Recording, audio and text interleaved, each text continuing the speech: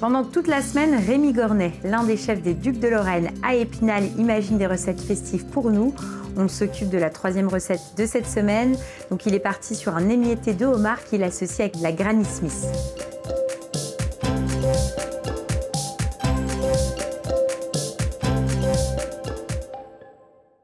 Donc on commence par le homard. Le cuire. D'accord. Oui. Donc alors, eau bouillante. Eau bouillante. On plonge dedans dans l'eau bien bouillante. D'accord. Et on laisse 3 minutes. Donc là, on est sur un produit qui vient d'où? De Bretagne. D'accord. Un homard breton. Donc on compte 3 minutes une fois l'ébullition reprise. D'accord. Donc là, nos 3 minutes sont passées. Donc on va le D'accord. retirer de la cuisson. Oui. Ça, c'est bon. Voilà. Et on va le laisser refroidir D'accord. pour pouvoir le décortiquer. Ok. Donc là, celui-là, on va le laisser de côté. T'en Voilà. as un d'avance pour Voilà. qu'on puisse le décortiquer froid. Donc je te laisse... Donc on va le retourner. On va poser notre pouce ici pour enlever la première pince. Ici pour la deuxième. On va enlever notre queue de homard comme ceci. Donc pour la queue, on va la décortiquer. Donc, hop. Alors ça a l'air facile comme ça, mais moi je mets un Ça peu va de encore. temps. On sent l'expertise et l'expérience. Donc on va enlever aussi le noir qu'on a dedans. Oui. On va décortiquer. Une pince. Pince. Donc là, il faut faire enlever bien le petit... comment? Le petit... Je sais pas comment ça s'appelle, là, ça, d'ailleurs. C'est un cartilage qui est à l'intérieur. Il y en a un autre là-dedans aussi, ouais. ça dépend. Des fois ils viennent, des fois il vient pas. Donc pour pas s'éclabousser, on va mettre un linge Oui. et on va le taper légèrement. On tape pour pouvoir ensuite sortir notre chair de homard. Et là, on n'a plus qu'à retirer. Donc là, on va récupérer notre chair. On va l'ouvrir par ici. Ouais, on essaye d'être délicat C'est ça. On va récupérer notre pince. pour avoir la pince. Là, on n'a plus le cartilage. Mais tu vérifies quand même. Oui, je vérifie que j'ai pas le cartilage qui est resté à l'intérieur. Et là, par contre, il y est. D'accord. Donc, on va le retirer. Hop. Le homard, t'en passes beaucoup, toi? Environ 50 kg par semaine. Ah oui, d'accord. C'est un plat assez phare C'est vrai, du restaurant. au restaurant. Oui. On le trouve dans notre menu à 55, à 85. Et tu le fais toute l'année? Oui. D'accord. On produit qu'on travaille toute l'année et on fait une soirée à thème aussi dans la période de octobre à novembre. On fait un week-end homard. D'accord. Donc on fait un menu unique que du homard, Waouh. qui est réservé d'année en année parce qu'on a beaucoup de demandes. Donc souvent... Et toi, c'est un produit que tu continues à aimer de travailler parce que je me dis souvent quand on travaille trop des fois les choses, au bout d'un moment, on peut être lassé. Pas forcément travailler trop les mêmes choses parce qu'on le travaille différemment, Oui. on cuisine différemment. Mais ça reste le même produit. Voilà, on décortique. Le décortiquage, oui, je connais par cœur. Ça va faire 20 ans que j'en décortique, oui, j'ai l'habitude maintenant. On le voit, Pas les yeux fermés, mais presque. Donc là, c'est bon? Oui. On fait quoi ensuite? On va préparer notre mélange. Donc pour l'assaisonnement, on va passer nos pinces qui sont pas trop belles dedans. Donc on va pas couper trop fin non plus. Oui, tu veux vraiment qu'on retrouve quand même les morceaux. Faut pas que ce soit trop fin. Si c'est coupé trop fin, c'est pas... Oui, c'est pas le but. On veut quand même retrouver de toute façon le produit et le homard. Oui, puis il faut qu'il y ait de la mâche. Voilà. On va préparer notre pomme. Donc là, on va le couper en brunoise, pas trop grosse. Voilà, un petit quart de pomme pour un homard, ça suffit. On le met. On va y ajouter dans le homard. Et maintenant, on va passer l'assaisonnement de notre homard. Un peu de jus de citron. Oui, donc ça, c'est citron jaune. Voilà. Donc un petit peu de jus de citron. Ensuite, on va y ajouter du vinaigre balsamique blanc. Oui. Donc, il n'y a pas trop d'acidité, qui a un peu de rondeur. Et de l'huile d'olive. Donc, de l'huile d'olive.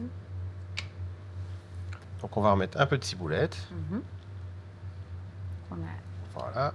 Et là, on va mélanger et vérifier notre assaisonnement. Ouais, donc, en fait, on est vraiment sur quelque chose de frais, là, pour le coup. Voilà. Et la pomme va nous apporter du craquant avec le homard. Donc, on va goûter l'assaisonnement, si on est bien. Ça dit quoi? Ça dit qu'il nous manque un peu de sel. Là. On rajoute un peu de sel. Tu remélanges. On mélange.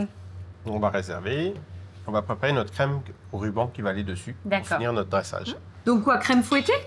Oui. Hein? Crème fouettée, mais pas trop fouettée. D'accord. Donc ce qu'on va faire, on va déjà mettre un petit filet de citron dedans. Oui, donc citron jaune. Je dis jaune parce que tu as du citron vert, c'est pour ça. C'est ça. Un peu de sel. Donc avec le citron, ça va aller assez vite. Ça va venir envelopper le homard quand on va le manger. Donc là, je vais m'y arrêter parce qu'on est presque bon. D'accord. Voilà. Elle tient pas au fouet, mais elle est un peu épaisse, légèrement enrobée. Oui, en fait, en gros, de la crème liquide, on est passé à quelque chose de crème un peu plus épaisse. On l'a fait légèrement épaisse. Voilà. Oui, c'est ça, c'est mousseux. Voilà. Donc là, on est bon, on est prêt pour faire notre dressage. Eh ben, on va dresser alors. Au dernier moment, dans notre homard, on va y apporter un peu de zeste de citron vert. Alors au dernier moment, parce que le mélange pomme verte citron homard, on peut le préparer un peu avant. Oui. Mais au moment de dresser, on met les zestes, des zestes vont noircir. Et tu vas dresser donc dans des petites... dans des verres à cocktail. Super. Après, on peut varier. À la place de la pomme, on peut faire à la mangue aussi. Ça se marie très bien. À la place du jus de citron, on met un peu de fruit de la passion dedans. D'accord, super. Ouais. On peut l'accommoder un peu toutes les façons. Donc on va y mettre notre crème fouettée. Donc une belle cuillère à soupe suffira. Ça va venir enrober notre homard.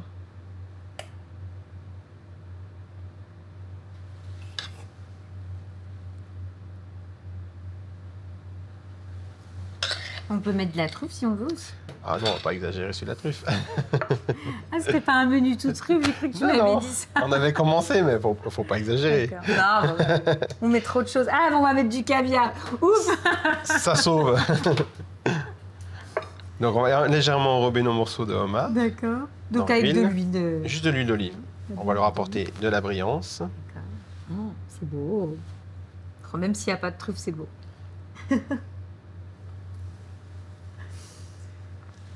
Les fameux...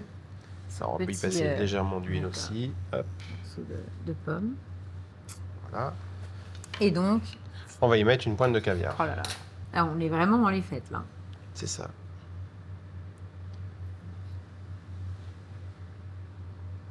Donc, soit dessus, soit on le sert à part, comme on veut. Et tu vas remettre un petit coup de zeste. Qui va me redonner un peu de punch aussi en même temps à la crème qu'on a fait au citron. On va mettre quelques petites herbes qui sentent un peu l'iode pour décorer. Pour vraiment continuer dans la philosophie iodée. C'est ça. Super. Et voilà. On va goûter, on va voir ce que ça donne. On y va, on goûte? On y va. Bon, l'idée c'est d'aller chercher un peu de tout. Un peu tout l'ensemble, oui.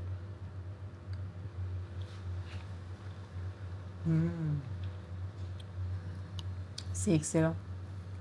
C'est top parce qu'en fait, tu as la crème qui est vraiment là pour apporter de la rondeur à tout ça.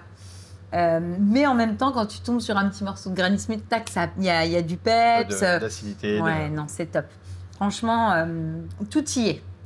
C'est ça. C'est excellent. Vraiment, j'adore. On fait quoi ensuite? Ensuite, on fera un filet de biche et foie poêlé avec une purée au chocolat.